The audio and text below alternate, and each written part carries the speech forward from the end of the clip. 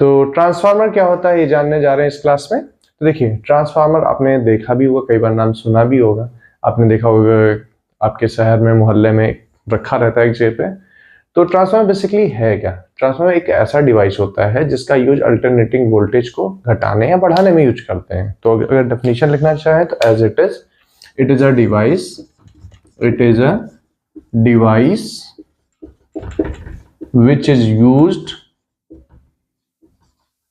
which is used to increase or decrease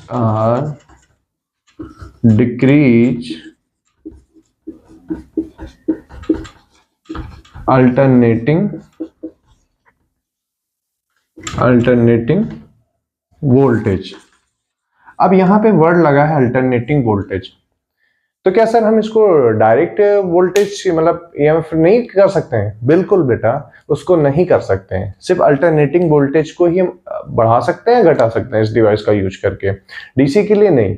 अब क्योंकि अगला इस क्वेश्चन का जो आपका क्वेश्चन है रहा कि डीसी क्यों नहीं कर सकते, इसका आंसर इसका वर्किंग प्रिंसिपल है। तो वर्किंग प्रिंसिपल इसका क्या होता है बच्चों? तो वर्किंग प्रिंसिपल इसका जो होता है,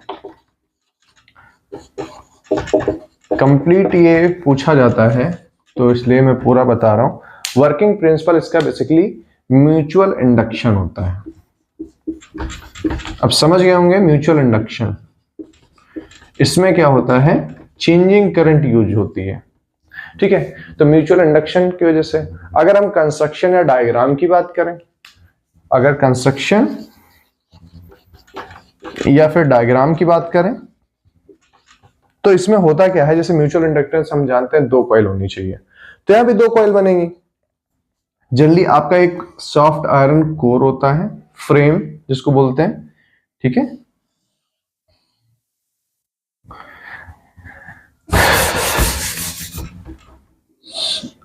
सॉफ्ट आयरन कोर होगा और इसमें जो है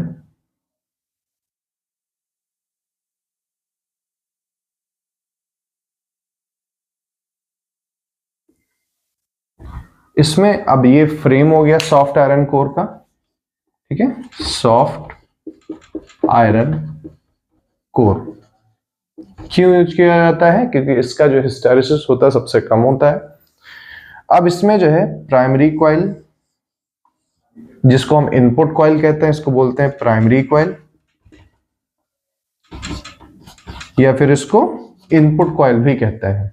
अब इसके वजह में एक इधर होता है, इसको मैं ब्लू पेन से बना दे रहा हूं। तो प्राइमरी कॉइल के बाद अब हम सेकेंडरी कॉइल को ब्लू पेन से बना ले रहे हैं, ठीक है। अब सेकेंडरी कॉइल को हम आउटपुट भी कॉइल कहते हैं, सेकेंडरी कॉइल, ठीक है। तो ये हो गई बात ट्रांसफार्मर की डेफिनेशन की, वर्किंग प्रिंसिपल की। और कंस्ट्रक्शन की बात करें तो ये फ्रेम होता है सॉफ्ट आयरन कोर को, इसके रिप्रेजेंट करने का तरीका भी होता है, कई बार आपने देखा होगा बनाते हैं, और इसको इस तरीके से भी बना सकते हैं, कई तरीके का बनाया जाता है। फिलहाल जो आपको आंसर करना है वो इस तरीके से कर सकते हैं, जिसमें 2 कॉइल होती हैं, एक इनपुट कॉइल जिसको प्राइमरी कॉइल कहते हैं, और एक दूसरा होता है सेकेंडरी कॉइल जिसमें जो है आउटपुट कॉइल भी होता है। अब ये होते कितने टाइप के हैं? तो देखिए हमने लिखा है इंक्रीज और डिक्रीज, या तो वोल्टेज बढ़ाएंगे या तो घटाएंगे। तो उसी के बेसिस पे ट्रांसफार्मर आपके 2 टाइप के होते हैं। Transformer step up. अब स्टेप अप में क्या होता है, जनरली वोल्टेज को इंक्रीज किया जाता है। तो इसका अगर हम डायग्राम बनाते हैं तो डायग्राम बनेगा आपका, ये फ्रेम बन जाएगा, इसमें आप प्राइमरी कॉइल दिखाएंगे। तो प्राइमरी कॉइल जब आप दिखाएं तो डायग्राम में देख लीजिए आपने कितने टर्न लिए हैं। तो जैसे 1 2 3 4 है। तो स्टेप अप में क्या होता है, हमें वोल्टेज ज्यादा चाहिए होता है, तो हम नंबर ऑफ सेकेंडरी कॉइल जो है थोड़ा ज्यादा लेंगे, ठीक है। तो ये सेकेंडरी कॉइल हो गई।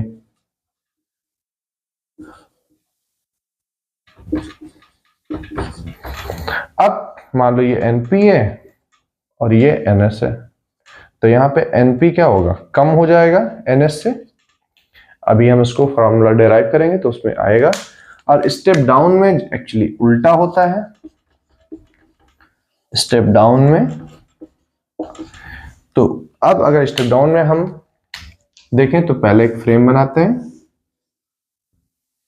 अब इसमें जो है जो नंबर ऑफ प्राइमरी कॉइल है उतना ही रखेंगे, क्योंकि वोल्टेज हमको कम करना है इसलिए ये एनपी मान लीजिए, तो इसलिए जो सेकेंडरी कॉइल है वो कम हो जाएगा, यानी यहाँ पे एनपी जो हो गया ग्रेटर देन एनएस हो जाएगा, यानी आउटपुट कॉइल कम कर देंगे as compare to input coil.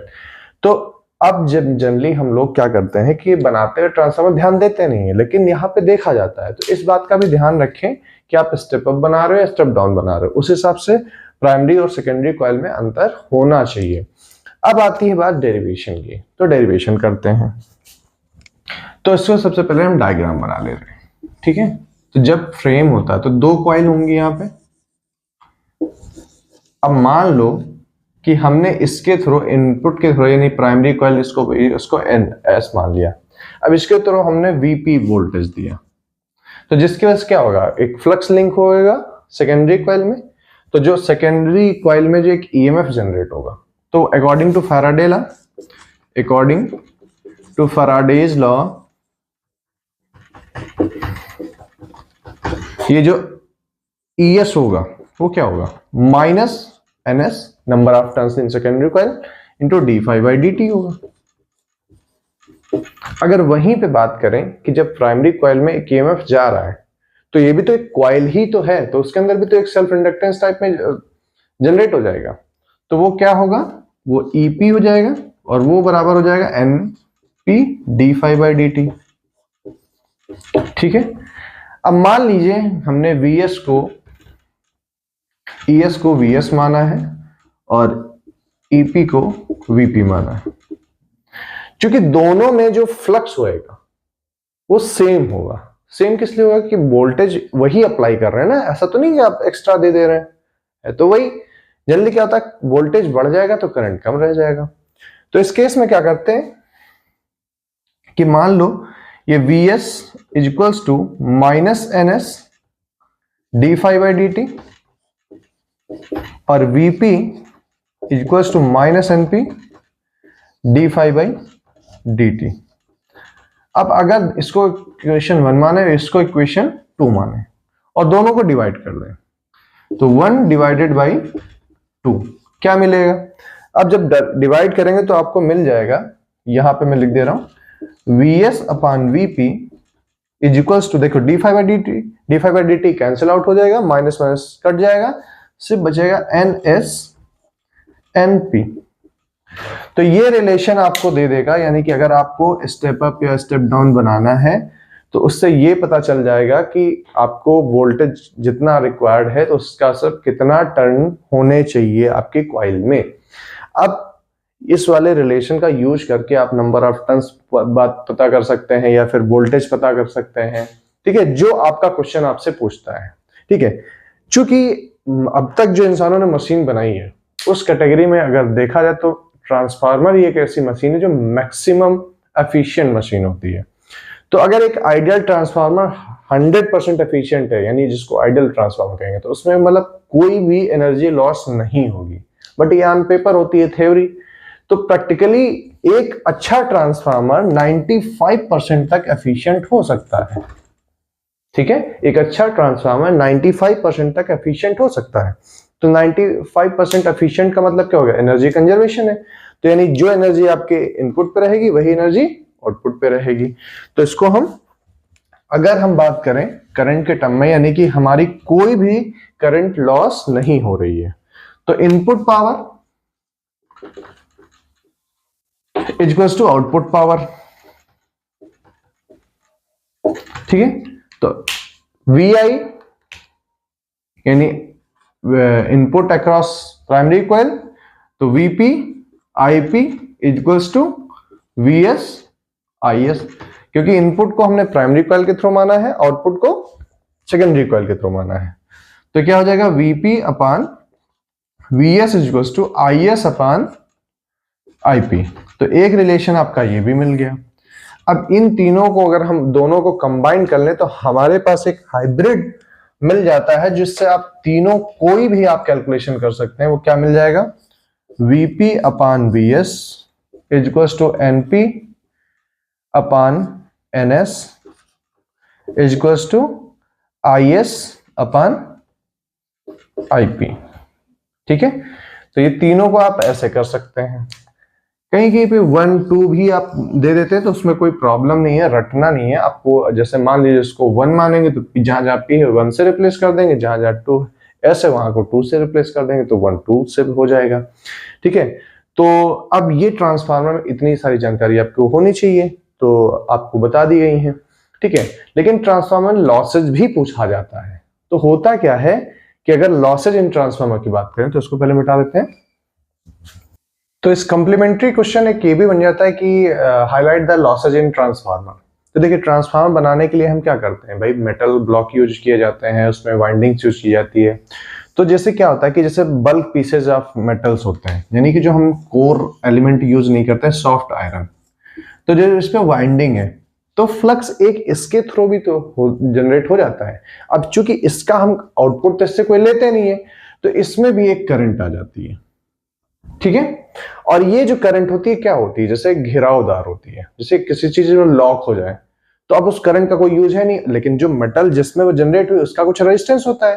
तो होता क्या है कि उस करंट का कोई यूज ना होने से उसमें ट्रेवल करने से एक हीटिंग इफेक्ट क्रिएट होता है। तो एडी करंट वो भी एक एनर्जी लॉस ही है, क्योंकि ये उसकी वजह से हो रहा है जो हम इनपुट सप्लाई कर रहे हैं। दूसरा है रेजिस्टेंस ऑफ वाइंडिंग कॉइल। हम जो कॉइल यूज कर रहे हैं जो वाइंडिंग के लिए, उसका अपना भी तो कुछ रेजिस्टेंस होता है, तो उसकी वजह से भी थोड़ी बहुत एनर्जी लॉस हो जाती है।